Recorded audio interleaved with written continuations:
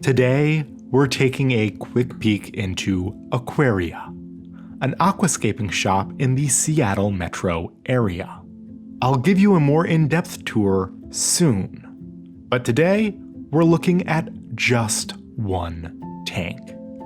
I'm Alex, and this is Tank Tested. Today, we're looking at a pricey little tank, and this setup demands attention in whatever room it's in. Who can say no to a lush carpet of plants? And the simple white path invites you into this tiny world within a box. But the gear that runs this tank is pricey. Think of this setup like the luxury car of the aquarium world. There are cheaper ways to create the same result inside the tank. But if your goal is to bring an aquarium into a corporate office or luxury home, a system like this would fit right in, with sleek modern lines and a luxurious aesthetic. The tank itself is by ADA. It's their 60p model, which is 24 inches across, 12 inches front to back, and 14 inches deep. It holds about 17 gallons, and the tank will run you about $200. If that seems pricey, hold on. It's just about the cheapest part of this setup. The stand is also by ADA. Its steel design is open and airy, which helps keep the tank from feeling overbearing. Instead, it feels light and minimal. The stand comes in at about $500. The light is an O&F flat 1, and in person, it gives off an easy on the eyes, cool light. They seem to grow plants well and give off a good color representation of the plants underwater. This thin light runs around $400. It's a simple design that doesn't grab attention away from the scape below.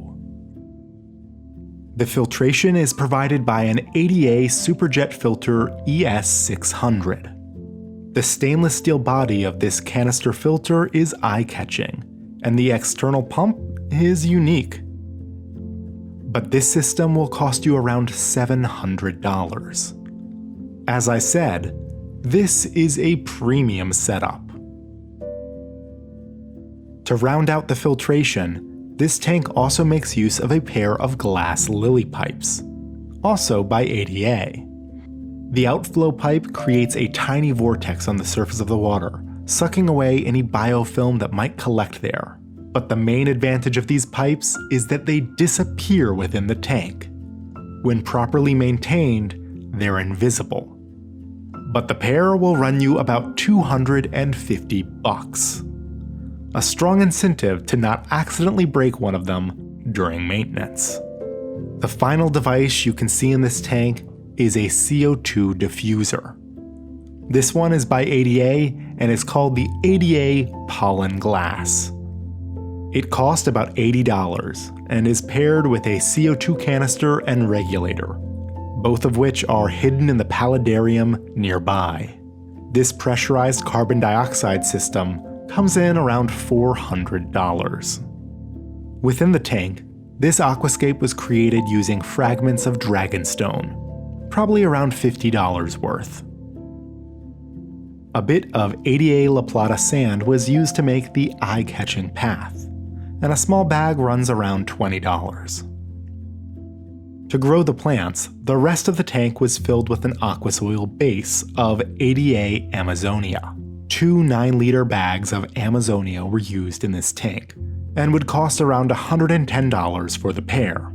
So before plants and livestock, the interior of this tank ran around $180.